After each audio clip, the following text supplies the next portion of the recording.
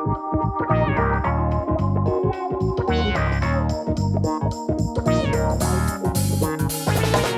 name is McKenna Brandt and I'm a student at the Campbell County Technical Center. I became a student here by watching my mom in a hair salon, so I immediately fell in love with it and I decided I wanted it to be my career.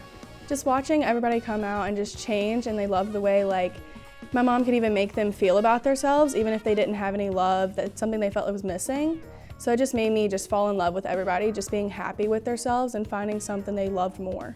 I think my mom came here actually. I'm pretty sure she came through here, so I heard it through her, and I just watched a bunch of people from my high school come here and I was like, oh, well, I think that'd be a good place to go. You just have to be like a strong-minded student and actually want to work really hard for it. It's not easy. You have to study. You have to make sure it's something you really, really want. So definitely put all of your stuff into it if this is really what you want to do. It's pretty simple, just spending time with your friends. It's not really like a class, it's just spending time with your friends and working on hair, just learning new stuff every day. We do haircuts and hair colors, highlights, and a bunch of things like that. You're gonna come out with the cosmetology license. You'll get stuff to do nails, you'll get stuff to do hair, and you can do a bunch of different things with a cosmetology license. I'm gonna do hair and go straight into the hair salon with that.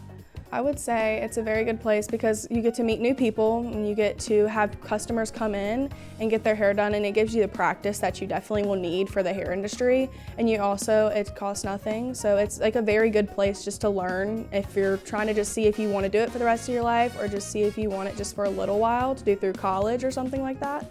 It's a very good place to come. I'm going to work at Color Contour Salon for my mom.